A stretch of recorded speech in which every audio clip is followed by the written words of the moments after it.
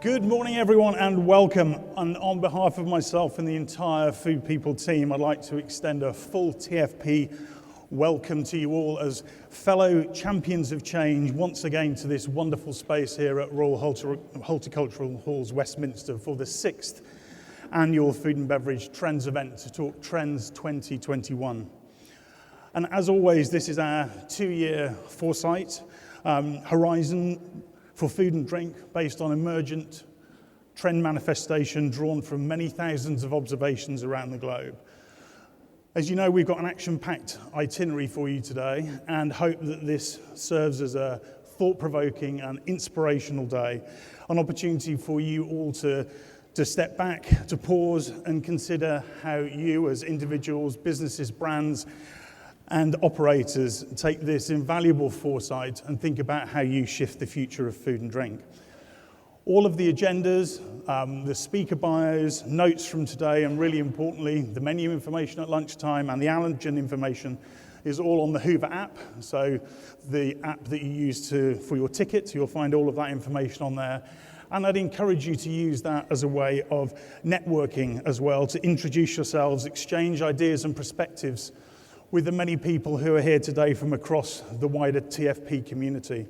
We've got people here from Australia, from New Zealand, from North and South America, South Africa, closer to home in the UK and across Europe as well. And we're all here because we share that natural curiosity for the future and believe, like you do, that embracing the future trends horizon is a critical part of the innovation process.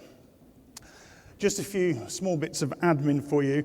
On your tables, you will find the agenda, which there have been a few slight changes to, which we'll talk you through during the day. All of the Wi-Fi and connection information, associated hashtags that we'd love you to use through the day are on the tables as well. Take as many photographs as you like, and feel free to post them across all of your social channels, but if I can just ask you to use hashtag #thefoodpeople, that would be much appreciated. A couple more bits of housekeeping for a fire perspective. If the fire alarm does go off, it's exit out the door that you came through or the exits which are to the left-hand side of the room. Bathrooms are down the stairs, so back out through the doors and downstairs. Any of you using phones and iPads and so on for taking notes, there is a charging point at the back of the room. There's 20-odd different connections for you there to be able to charge with. From a drinks point of view, we've got 3 coffee stations this year, so those of you that were here last year will remember. So we've got more barista coffee than ever before, and there'll be barista coffee served throughout the day, except during the presentations. So you'll be able to get tea and coffee, but it will be filter coffee whilst people are on stage. And this year we've tried to be more mindful of waste, so you've got cordials and jugs of water on the table, which will be replenished during the day, and there's 2 water coolers at the back of the room for you to refill your bottles as well. A little bit of fun, there is a selfie station just around the corner, and Caitlin, waving her arm there, stage left. Caitlin and Lizzie are going to be in charge of that today. And what we want to know from you is, what is your most standout and on-trend food experience from 2019? And what we want you to do is write that on your whiteboard. You'll find whiteboards on each of the tables, and there's a whole stash of them at the selfie station. So what you'll then need to do is write that on your whiteboard, go and have your selfie photo, pose, and then post and hashtag #thefoodpeople. And the winner, judged by Caitlin and Lizzie, during the course of the day will receive a copy of Josh Nyland's new book, Whole Fish. So a little bit of fun interaction as well.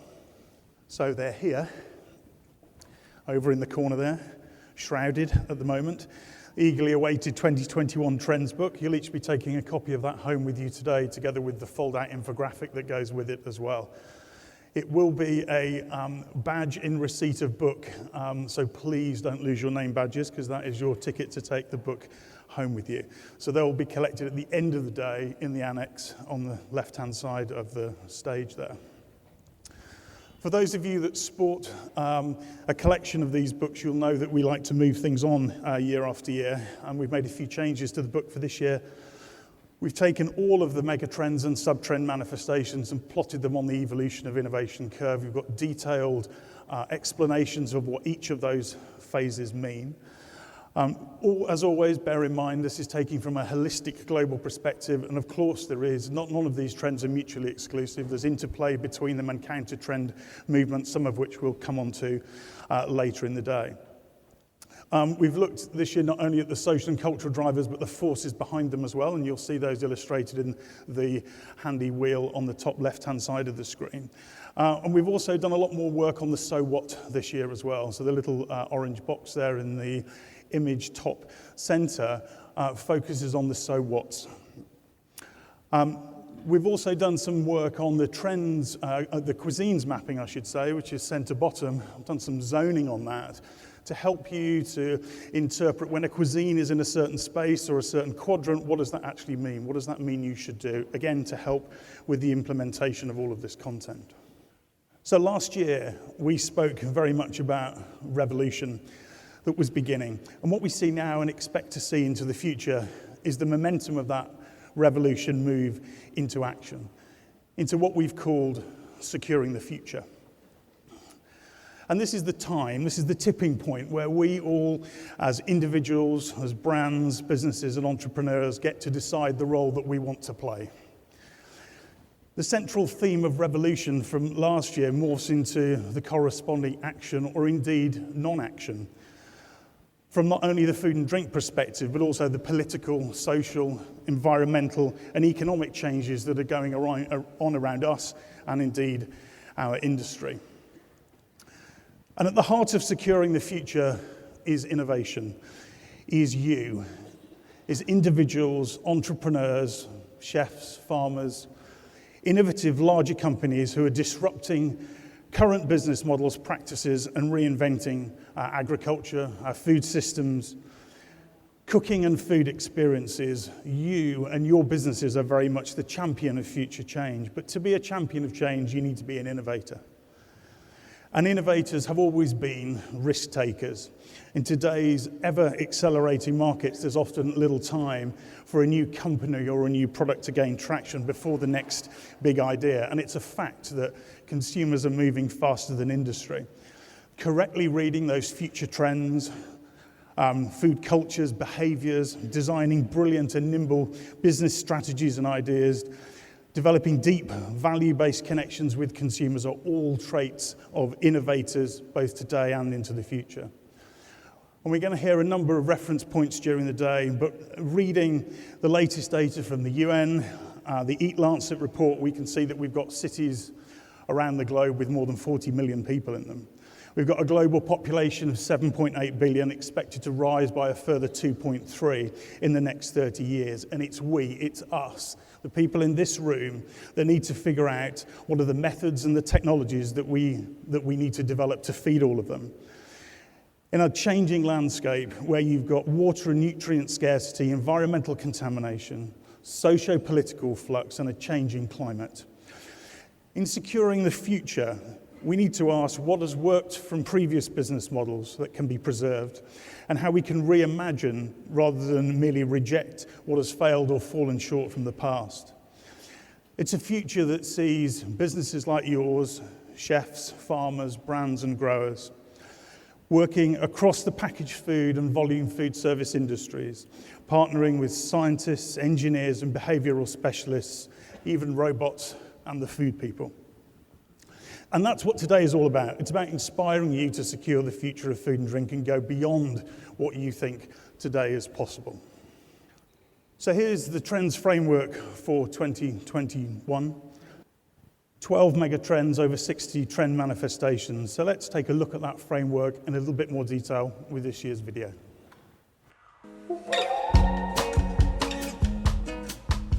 Using all of our global trend networks, we at The Food People have created a trends framework for 2020 to 2021, compiled of 5 macro-cultural trends, 48 semiotic codes, 12 food and drink mega trends, and over 60 trend manifestations.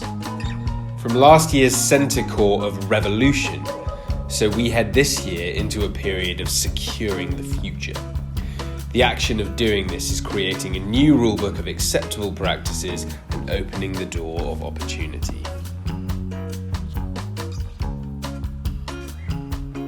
Ecosystem. This is about planet security. As it stands, 75% of the world's food comes from just 12 crops and 5 livestock species. New breeds, cross-pollination and improved soil quality are important steps in widening choice and boosting resilience to natural disasters. Scientists have shown that by fixing a common glitch in photosynthesis, a crop's yield could be improved by approximately 40%. Coupled with that fact that chefs and consumers are beginning to understand that great flavour has to start from an understanding of soil, we're setting ourselves up for growing crops fit for the future. Thoughtful capitalism. In today's world, we all have to consume. Rather than this remain a passive act, leaving ourselves open to the whims of excellent marketing and cash-injected advertising, we are choosing to take control and spend better. To become intimately involved in the producers we decide to buy from, to connect with our people through shared values, and to understand our food's journey not just from farm to table, but from photosynthesis to mastication. The individual must take responsibility. Taking inspiration from Greta Thunberg and David Attenborough, we can listen to their wisdom, but the power to change resides with us alone. Pragmatism rules. We have to work with what we've got. Heal the wounds we've inflicted on Mother Earth and bring refreshed vigour and enthusiasm to sustainable and new ways of living. Rather than the frivolity and excitement of newness, we must reconnect with what is already available, treasure it and protect it. Make do and mend. Importantly, never underestimate the small actions. If you choose to buy something without packaging, you're supporting zero waste.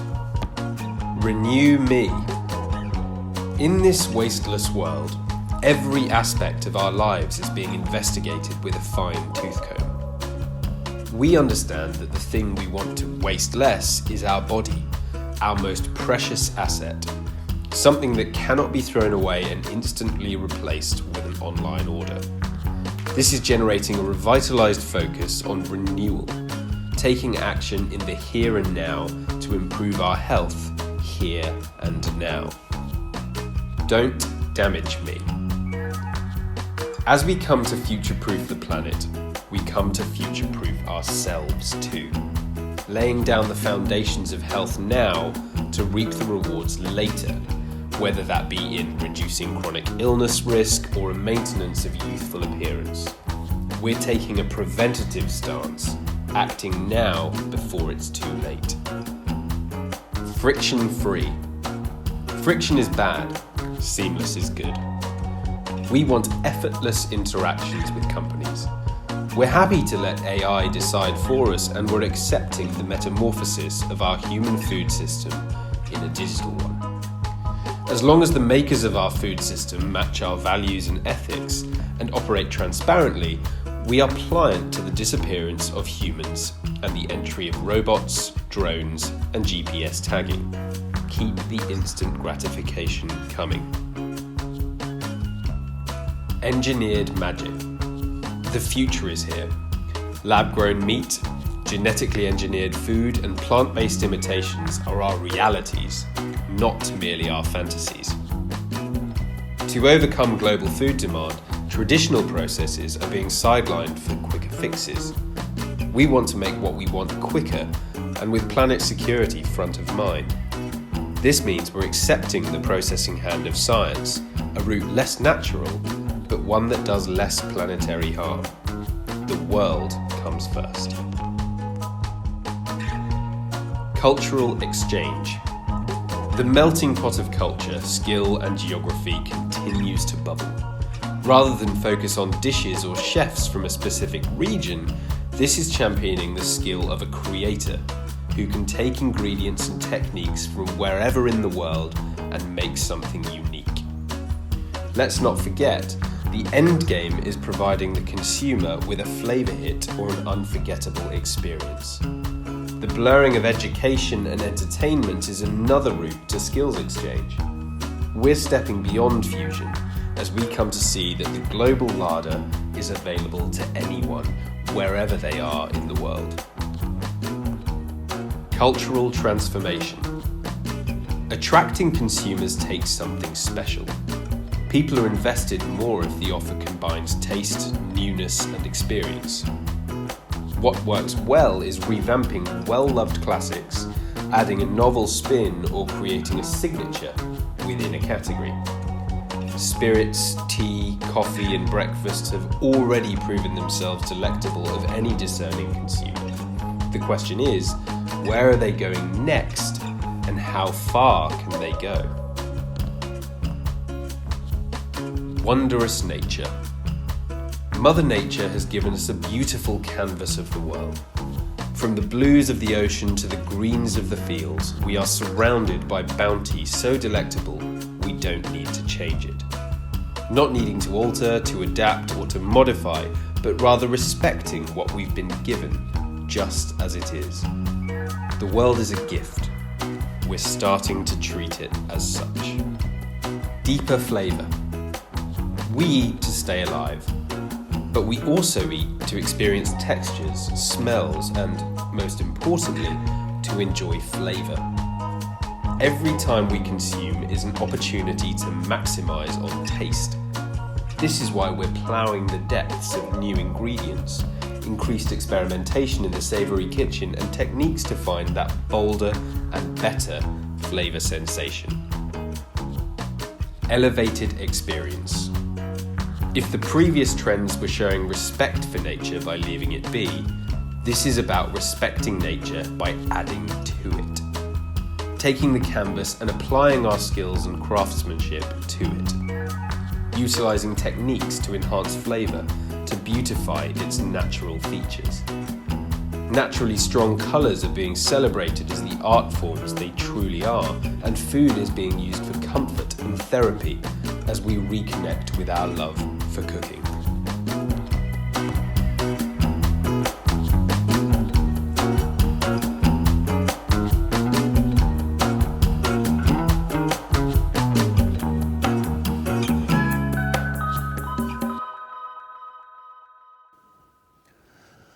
There's a huge amount of detail in the 2021 Trend Predictions Framework, and as you know, we've got 12 fabulous speakers today who are going to focus on many different elements of this particular foresight. But having seen the video, and bearing in mind we've only got one day, what I'm going to do is touch on the key elements of securing the future that aren't going to be touched on in detail by our speaker lineup.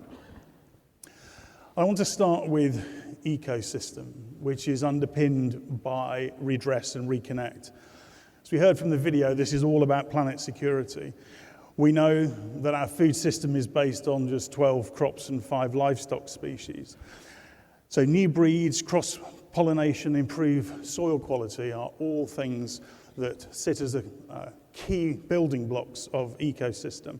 I'm not going to speak too much about this because Irene Hoffman from the FAO at the United Nations is going to be speaking about this at far more detail later on, but I wanted to bring it right back to earth with 2 trend manifestations that I think are particularly pertinent, and there's a lot of conversation around at the moment. And the first one of those is healthy soil. Industry is very much raking over soil with a critical eye, looking at residual pesticides and microplastics. So this is all about the true value of terroir. Climate, terrain, tradition, and soil, and the recognition of the connection between human health, terroir, and great flavour.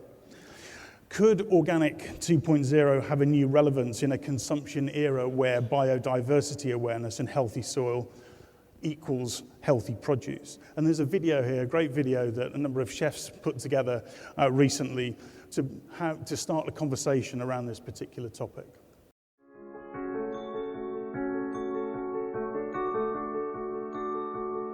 A spoonful of healthy soil has more living organisms than the number of people on Earth. The more diverse soil, the more well cared for soil is, the more fertility a soil has, the more possibility and promise there is for flavor. Healthy soil fights climate change by storing greenhouse gases as soil carbon. Healthy soil stores more rainwater. We love our ingredients and we love all sorts of exotic ingredients, but we would never get that biological diversity above ground if we don't have it underground. The soil is where the nutrients come from to grow the vegetables, and we all want to get the most nutritious ingredients as possible. Food is the core of the society, but we have to really understand where that core is, and the core of it is having healthy soil. You think in urban environments, we're completely removed from rural life and from healthy environments. But through food, we're not. We're directly connected to it. We as chefs support healthy soil and encourage you to visit healthysoilguide.com to get involved.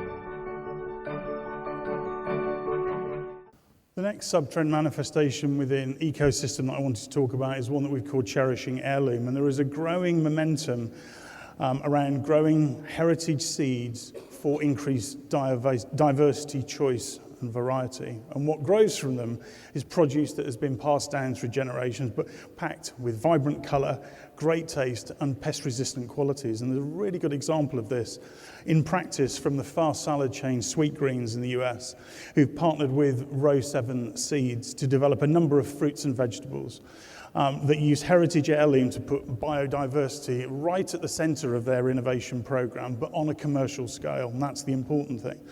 And then in this case, we see the example of the kogi nut squash. When you come to Sweet Green and purchase a salad, what you're really supporting is a just supply chain. We actually started this conversation with Dan and the Row 7 team before they launched, and even that week committed to buying 100,000 kogi nut squash seeds. We partnered with Row 7 to find a crop that was specifically bred to be enjoyed locally, and we chose the kogi nut. We chose 6 of our best growers, shipped out about 100,000 seeds. That totals about 24 acres in total being planted across the country to be enjoyed by our customers come this fall.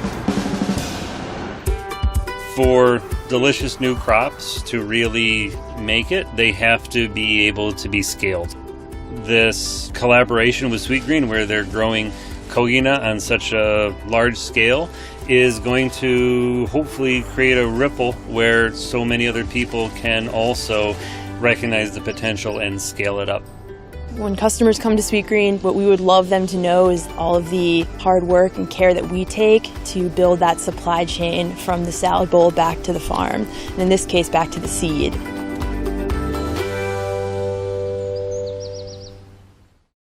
Then we have the mega trend of thoughtful capitalism, and once again underpinned by the social and cultural driver redress and reconnect. It's worth saying actually that these social and cultural drivers that I'm referring to, Amelia is going to explore in much more detail in the next presentation. But in today's world, we all have to consume.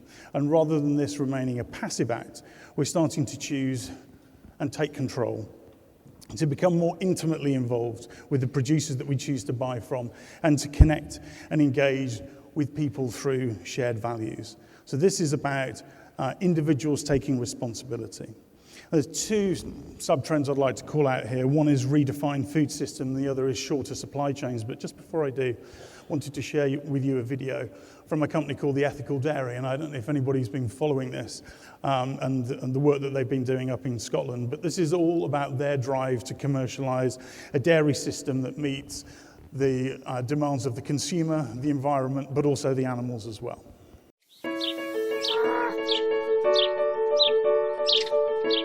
What we're trying to do is develop a way of farming that's kinder to the animals and to our natural environment.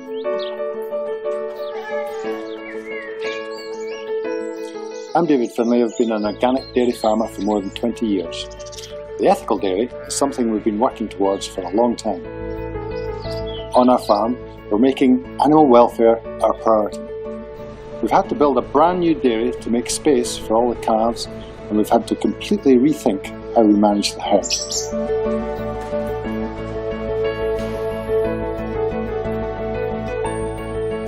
Unlike almost every other farm in the country, we've stopped taking calves away from their mothers shortly after birth.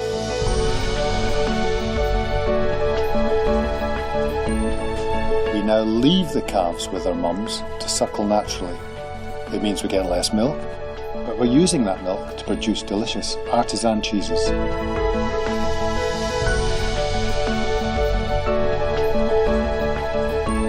We want to farm in a way that is resilient and less stressful for the animals.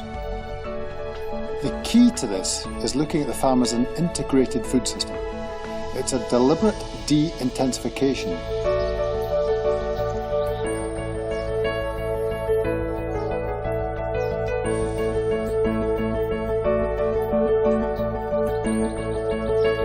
By branding ourselves the ethical dairy, we're not claiming to be perfect.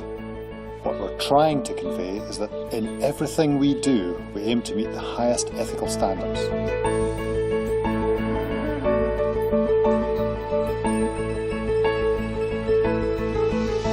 The whole ethical dairy model is based around treating the animals, the land, our environment and the people who work here with respect and kindness.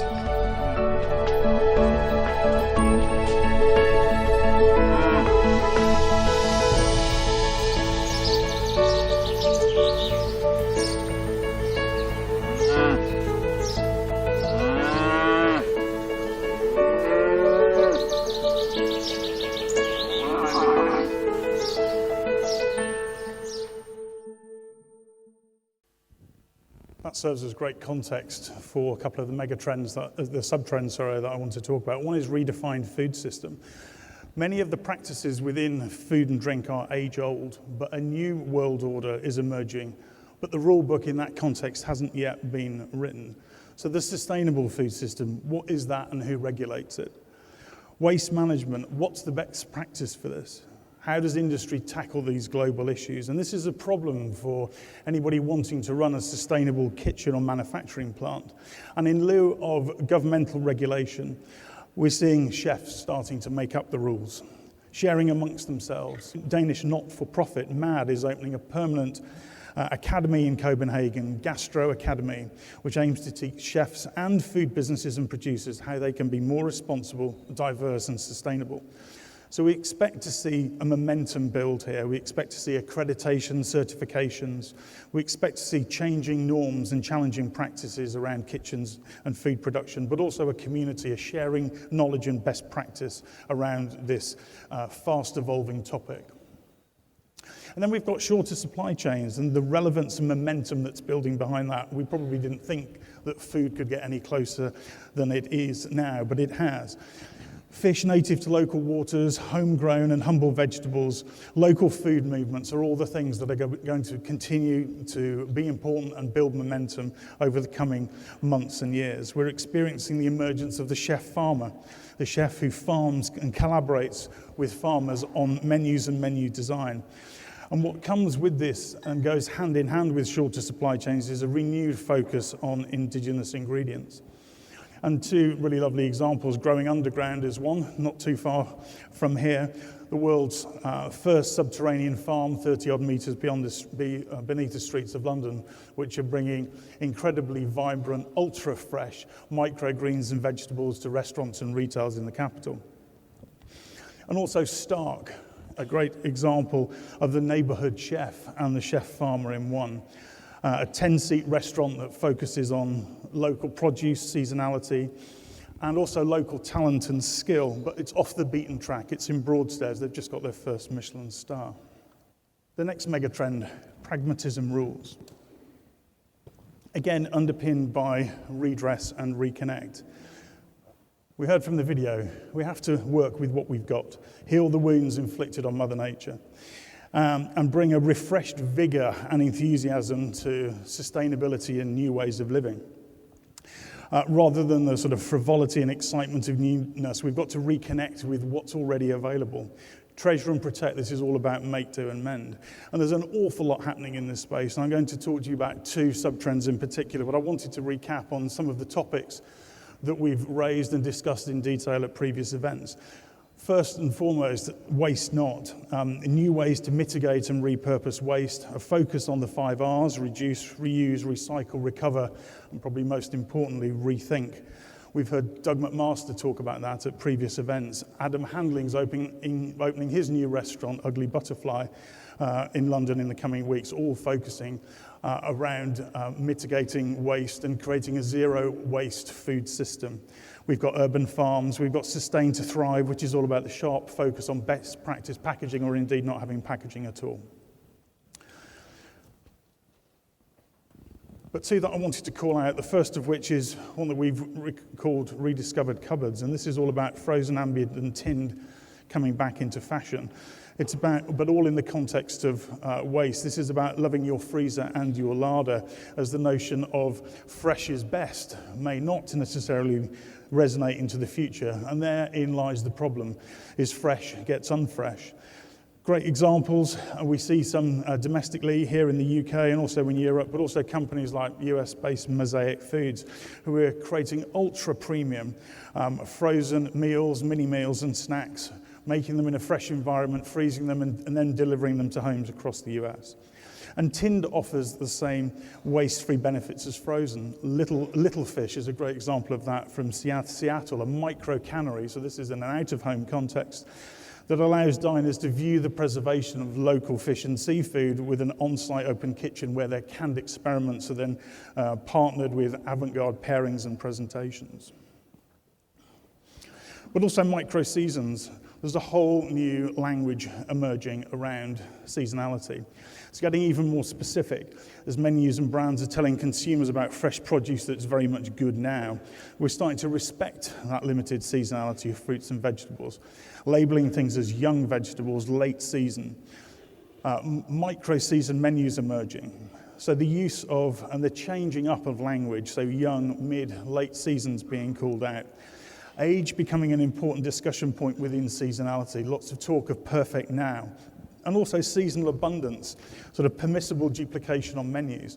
That was something that was always regarded, those of you from a culinary background will know that that was very much an area that you didn't go to. There was never duplication on menus. We're now seeing more of that to maximize the seasonal abundance.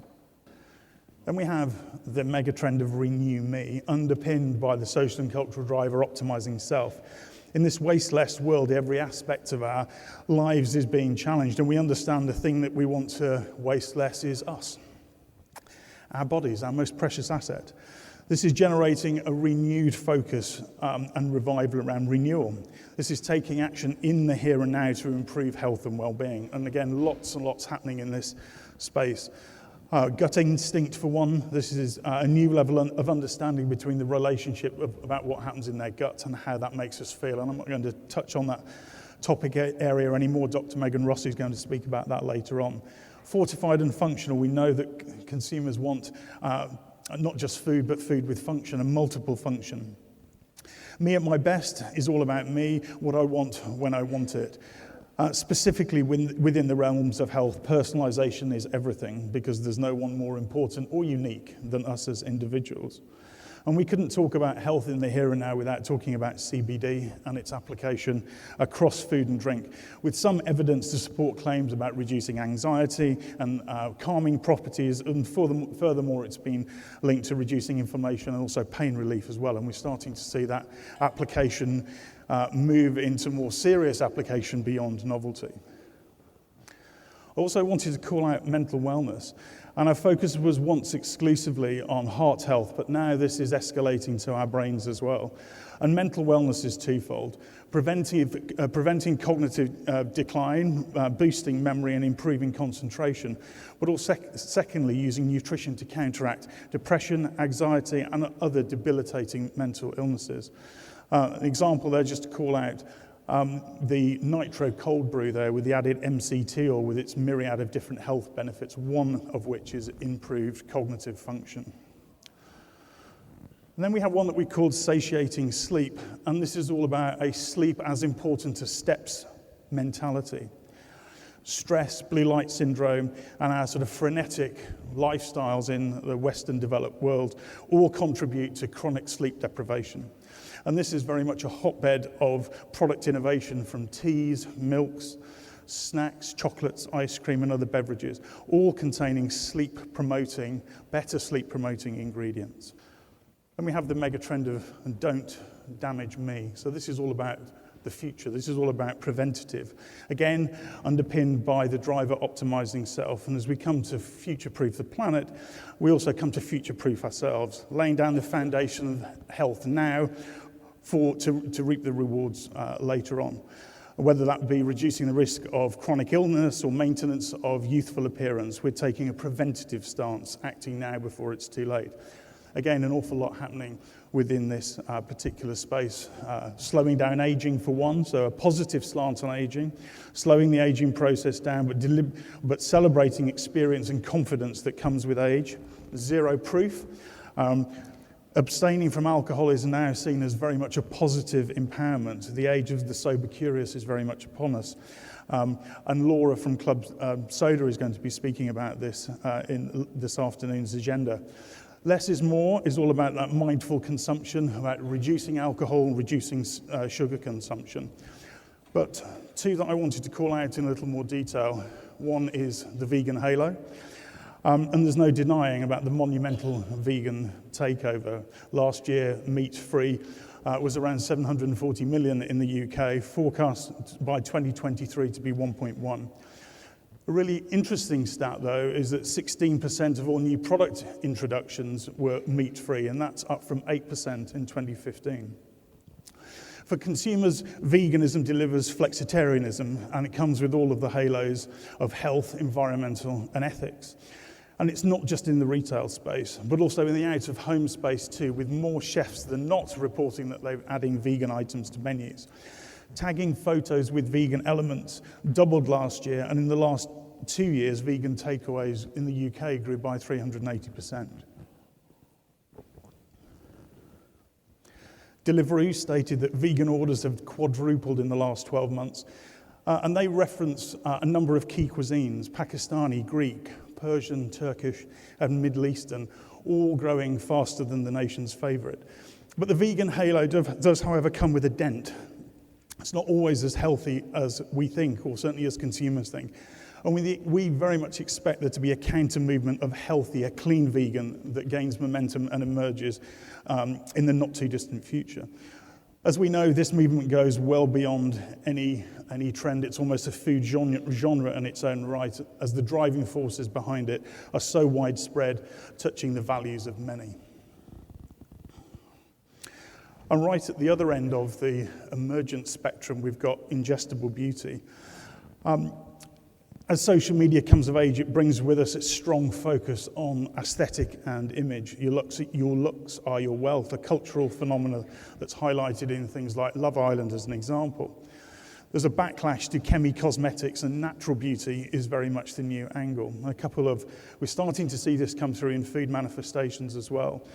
The first example of beauty supplement brand Ingenious launched their first 100% vegan natural supplement last year, which is all about increasing collagen synthesis, helping to improve fine lines and wrinkles. And then you've got at the other end of the spectrum beauty brands like Australian brand Aesop with their plants program, with their series of pop-up dinners and restaurants, very much promoting and talking about the link between beauty and nourishment.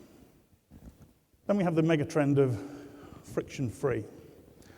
And again, we heard from the film, this was underpinned by this social and cultural driver, don't stop the gratification. We know that friction is bad and that seamless is good, and we want those effortless interactions with our food and drink. And again, there's a lot going on within this particular space. Digital aggregators, the power has very much shifted to the aggregator. They are the new retailers. I even find myself, when I talk about what I had for dinner, I would say I had a Deliveroo as opposed to referencing the actual outlet itself, which I think is testimony to the power of the aggregator. There's a new dark reality, the dark ghost or grey kitchen that's transforming the out-of-home space, soon to be transforming the domestic space. And Mark from Robotic Kitchen is going to be talking about that later on. The one I wanted to talk about is a slightly more foodie manifestation of friction-free, and one that we call technique mastery. And this is about perfecting craft techniques and processes to create premiumized vegan and gluten-free products. A new space where artisan can play as well as commodity. Petit Vegan is a great example of this in France, where they apply the craft and artisan approach to cheese with a Z, introducing molds and aging to dairy-free cheeses using nuts, seeds and oils. And Weirdo is a really good example of that from a patisserie point of view in Melbourne, where they've perfected trend-setting viennoiserie with plant-based alternatives that are completely indistinguishable from the meat-based alternatives. Then the mega trend of engineered magic. Again, underpinned by don't stop the gratification. The future is very much here. Lab-grown meat, genetically engineered and plant-based imitations are very much our realities and not our fantasies. To overcome global food demand, traditional processes are being sidelined for quicker ones. This means starting to embrace the processing hand of science. A route, yes, less natural, but one that does do less planetary harm. And in this context, it's all about the world comes first. A lot going on around the world of pho, whether that be meat, fish, and dairy. Well, the one I wanted to call out, and one that I mentioned last year, and the reason for calling out again is the momentum continues to build. We very much expect to see this commercialized within the next 24 months. So if plant-based is the shoe on the one foot, lab-grown meat is the shoe on the other. Both aiming to do very similar things, so reducing, slashing greenhouse gases, reducing energy consumption, reducing slaughterhouses, but they all go about it in very different ways.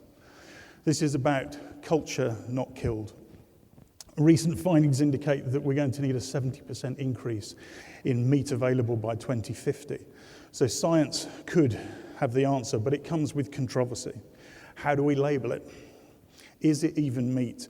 Where does it sit on our shelves and how does it feature in our supply chains? One thing for sure, we expect to see it commercialized. Also, it's not just about meat, fish and dairy, but also challenging some of the ethical challenges around certain foods like foie gras as an example. And just to bring this to life, the non-animal dairy brand, Perfect Day.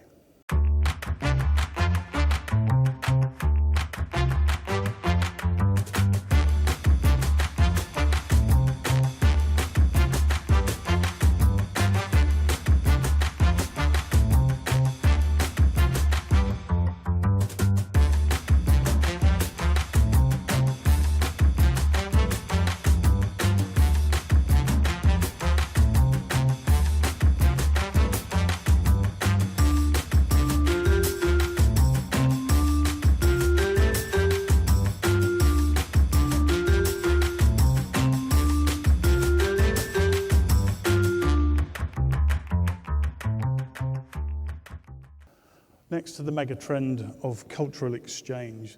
This is the melting pot of culture, skill, and geography, and it continues to bubble on. I'm not going to call out any one particular sub-trend here, because it's things that we've talked about before, but what you need to know is the momentum continues to roll. So rather than focus on dishes or chefs from a specific region, this is about championing the skill of the creator, who can take the ingredients, the techniques from wherever in the world and create something completely unique. We're very much stepping beyond fusion as we come to see the global larder being available to everybody. So lots happening in this space, things like entertainment, so food experiences combining with education, seeing that move to a completely new space. Thomas Parry this afternoon from Brat is going to talk about Tame the Flame. We've got chefs collaborating, lots of interesting things happening from a cuisine point of view, some of which I'll talk about later on. But Hot Japan is very much the cuisine at the moment, obviously a renewed focus with the Rugby World Cup and the Summer Olympics for next year. We've got emerging destinations starting to come to the fore. You'll see on the cuisines map later on that we've broken out East and West Africa as being distinctly separate. But there's lots to come, lots of bubbling under, chefs exploring the whole African subcontinent. There are 54 countries there for us to take inspiration from. And also one that started with Georgia, we've got the emergence of Central Asia, or the STAN countries, as we've mentioned before. We also, another mega trend where there's lots of activity happening, but what you need to know is they're similar to the things that we've talked about before, but the momentum continues to build. And in this one, cultural transformation. Attracting consumers takes something special. Consumers are invested more if it combines taste, newness, and experience to leverage that all-important social equity. What works well is revamping loved classics, adding a spin or creating a signature within a particular category for that ultimate shareability. Things like new wave spirits, the continued growth in gin, we're starting to see gin being aged, but the craft exploration of other spirits like rum and tequila. Tea and coffee continue to be reimagined. Breakfast with things like that we've called rise and shine. That's the cuisinification, if you like, of breakfast. Mexican, Korean, Middle Eastern, Indian fusion, and of course plant-based from a breakfast point of view. And brunch continues to be that no-rules playground for global cuisine. And also worth calling out famous for. This is all about single specialism, signature dishes that are becoming even more important to build that loyal following, and consumers love something that is signature, that is special, that you can only get in one particular place, whether that be a plant-based milk blend, whether that be fire cooking paella, or whether that be shawarma as an example. And all of these create a cult following, and one of the things that we see a lot of momentum behind from a cult point of view is egg.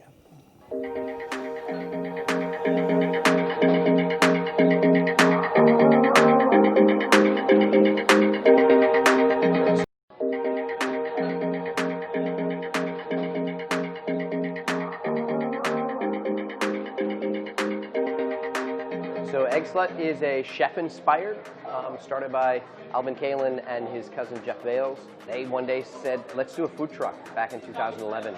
And in 2012, they started Egg Slut. They came up with and were offered a site in Grand Central Market, which got them started on their way to being egg-focused, everything about the egg.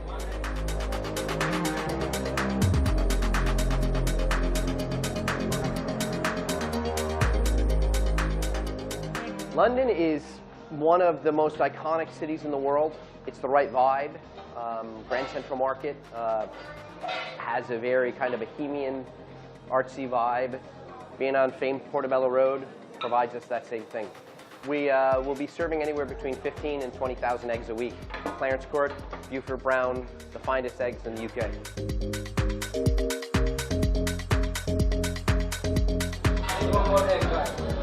He's coming, chef. Then we move to the mega trend that we've called wondrous nature.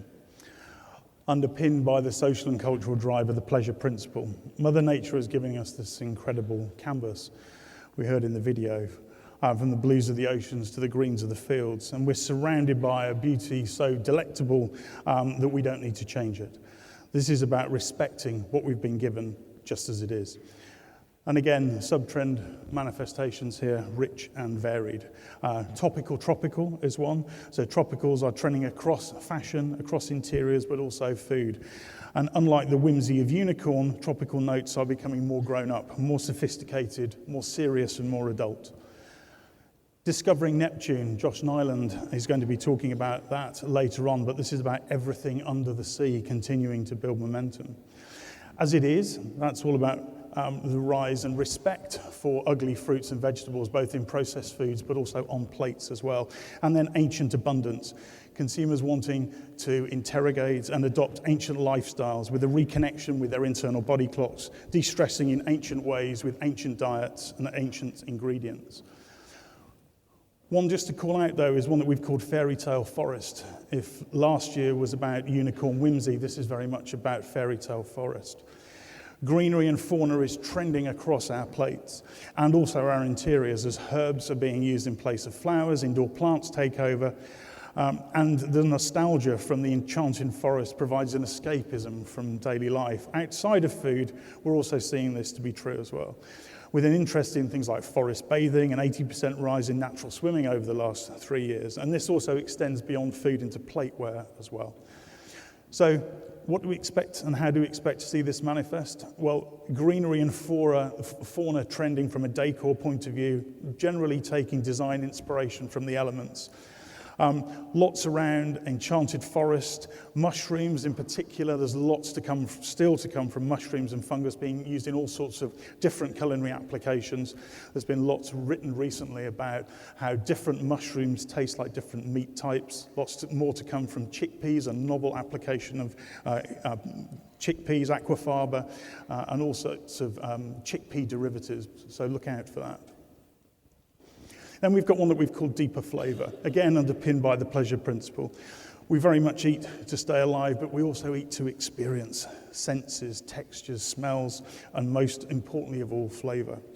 And this is why we're ploughing the depths of new ingredients, increased levels of experimentation in the savory and sweet kitchen, and techniques to find bolder, elevated flavor sensations. And again, I think the inspiration base from your point of view here is rich and varied. Tasty aging. Age is becoming a much more important element in food and drink. Not only across meats, but also fish. We'll hear Josh talk about that later on. Vegetables, alcohol, cacao even. Flavored fats. Fat on its own delivers flavor, so add flavor to fat for that double hit. We're also seeing fats applied in a sweet context as well as a savory context. I saw one the other day which was a mint choc chip fat used in a sweet application. Sweet and savory continues to blur, but the new news around sweet and savory is all about sophistication. Fluid florals, this is all about the flavor of floral, not just the visual and the garnish. And the two that I'd like to talk about in more detail, one is desserts mean business. Consumers are demanding much, much more from their sweet indulgence as pudding and sweet treats become much more of an event in their own right. These hyper-reality desserts, realistic fruits like the clementine one on the screen there, and a lot of the noise around desserts is around these fruits at the moment, but you can see how this intricate presentation and application could transfer to other dessert genres and even processed foods. Asian desserts going mainstream, so particular frozen desserts formats, things like kakigori, and flavors from the Asian culinary larder starting to come to the fore and becoming more mainstream, the yuzu, the matchas, the misos, the shisos, and so on. The waste agenda reaches desserts and sweet cooking, and Hannah Catley is going to talk about that later on this afternoon. And then next generation in layers and textures. Layers and textures are not new in terms of desserts, but I think the picture at the top left-hand side of the screen really brings to life how this is being taken to the next level. More sensory elements within desserts and sweet cooking. And overall, bolder, savory notes coming into desserts. Things like fire cooking, the use of spices, char grilling, and generally less sugar. If we were to sum it up, what's happening in desserts is very much about increased levels of intricacy and sophistication. And the next one is the one where we ask all the food technologists in the room to look away. This is about mold growing beyond cheese and regular charcuterie into other areas of food and drink. Transformational chefs have recently coined the term molding, which refers to the use of soft white koji mold over things like eggs and vegetables, all in the name of achieving next generation flavor. Also being used in things like marinades. So in the example of the bottom left-hand side there, you've got a koji marinated fried chicken from Mission Chinese in New York City. You can look back at the screen now. And the last thing the one I wanted to talk about is elevated experience. And if the previous trend was about showing respect for nature, this is all about respecting nature by adding to it. Taking the canvas and applying skills and craftsmanship to it, utilizing techniques to enhance flavor. This is very much nature plus plus. And again, a rich array of sub-trends to inspire you here. Creating memories, so things like holistic dining, where chefs and food experience are marrying up with music and pop culture and art to build those elevated, most memorable food experiences. The Ginger Line in London is a great example of that. Artistry, so plating is everything, and because in an instant age it lasts forever, so chefs and brands are starting to develop visual assets with Instagram in mind. Snackification continues to reign on, particularly in cold snacks, so chilled and frozen snacks. High protein snacking, so things like chicken scratchings, fish skins, duck jerkies. Some really interesting puff pasta snacks that we've seen starting to emerge in different parts of the world recently, and also mini meals on the go. But two that I wanted to call out are meat and dairy treats. Meat and dairy is becoming almost ceremonial in some cases, showing respect for the farmer, the animal, and the culinary processes involved. It's premiumizing, moving beyond the stable to almost to a reverence space. What used to be an everyday event, we're now starting to see create a special occasion and ceremony around. This is, the experience is being premiumized to one that consumers may enjoy less, but enjoyed with more gusto. And this isn't just about meat. Dairy is also triumphant in this space too, with different types and varieties, each with its own unique and nuanced flavor that often work well, both in a sweet and a savory application. And two examples there, one restaurant in Seattle called Bateau, a restaurant that brings the consumer the craft and skill of the farmer and the chef together in an elevated food hybrid and education experience. And the last example, one that's very close to me at home, is the Dartington Dairy, who sell goat kefir made locally grazed goat herd, something quite unique in flavour, but with a really special and interesting story to tell. And the last one to call out, we've called True Carb Artisan, and this is about next level master crafted bread, bakery, pasta and noodles. Elevation from a skill, format, flavour and experience, as well as origin and sourcing perspective. Chefs and innovators in this space are very much upping their game, adding a whole new level of sophistication. I think the examples on the screen speak for themselves. The crisp snacks there with the herbs and the flowers inlaid. Supermoon Bakery from New York, at the bottom there you've seen elevated vinoiserie, and we're seeing that in many cities around the world, but the momentum continues to roll. And that incredible puff brioche chocolate crown there that we spotted in Korea. And a fantastic example of somebody who is an embodiment of the true carb artisan, a lady called Kate Reed, the founder of Loon Croissanterie in Melbourne.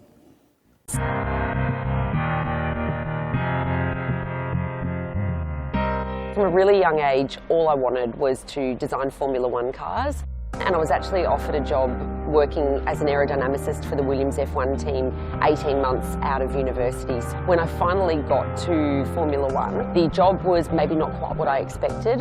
And the team that I worked for at the time, we weren't at the front of the pack. And when you're not at the front, you're chasing the people that are. I came back to Australia and I decided to get a job working literally on the counter of a bakery, because before fully committing to leveling up and potentially going back to study, I just wanted to reassure myself that I'd made the right decision in terms of pursuing a career in baking. It might not sound like engineering and baking go hand in hand, but for me they're so intrinsically linked. And Loon is so unique solely because of my previous career and then my transition to where I am now. So I actually ended up developing a new technique to make croissants. So the layers that we create the pastry with, it was very much from an engineering mindset. So a lot of trial and error, experimentation, changing one variable at a time. In making croissants, in every single part of the process, movement and flow is absolutely critical. By the time the pastry is flattened out and we start creating the layers, it's all about the movement and the touch that we have with the dough that will create the end product.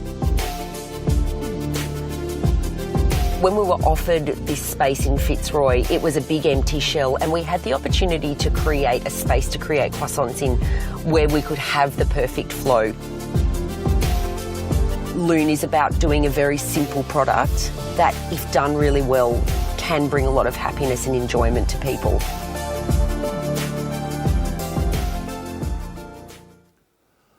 So that concludes a whistle-stop tour to the food and beverage megatrends. I just wanted to have a few words just on cuisines and ingredients. And again, the book is packed with even more detail this year. I just wanted to mention the timeline of cuisine eras, and those of you from a culinary background will probably be familiar with this, but we've been charting where we've come from, because that's as important to have a retrospective perspective to give us a view as to what the future looks like. Right back from the 1890s with Cuisine Classique, championed by Auguste Escoffier, through Paul Bocuse and Nouvelle Cuisine, the New American Era, Ferran obviously in molecular gastronomy, and also the new Nordic cuisine. But what comes next? 2020 onwards, we see this very much as conscience cuisine. This is about food with purpose. And as you'd expect, in this digital world, this cuisine is more of a global affair, with no one person or particular geography to define it. More of a shared purpose and a philosophy of creating awareness of how our food chains and kitchens should run. And we see that being underpinned by 8 principles. First, biodiversity. Second, minimal waste. It's about sharing and teaching the craft and skill to future generations. It's about being guided by nature. But it is and comes with the permissibility to break rules. It's often about fire cooking and harnessing natural cooking method. It's about preservation. It's about also being mindful of social impact, and it's about respecting artisan production and producers. And those of you with access to Trend Hub, there's an hour-long webinar that you can watch all about conscience cuisine. I also wanted to mention the cuisines map. Just a couple of key call-outs. Many of you will be familiar with this. So the horizontal axis is market appeal, and the vertical axis is about where we see the evidence of that influence, and you can see in the book all of the detail behind that. But calling out Central Asia, down the bottom left-hand side there, we've spoken about this. Singling out of East African as opposed to just West African. Modern Indian, the momentum behind that continues to roll on. We've moved that up slightly and also increased the hype rating for that as well. Japanese, we've already spoken about being the cuisine of the moment. And generally an increased presence and talkability around plant, around global, and around eco-cuisine. And just to call those out, eco-cuisine is obviously all about zero waste. It's about prioritizing biodiversity. It's about respecting people, communities, and planet. It's about challenging supply chains and creating circular food systems. And it's about sharing the knowledge. And some of the leaders at the fore of that, people like Massimo Bottura, Doug McMaster, who we've had here before, Adam Handling from Ugly Butterfly, Locavore restaurant in places like Bali. Then we have global cuisine. This is all about cooking without borders. So it's about no rules, next wave fusions. It's also about training and skill. And to break the norms, you need to understand them in the first place, or at least to execute it well.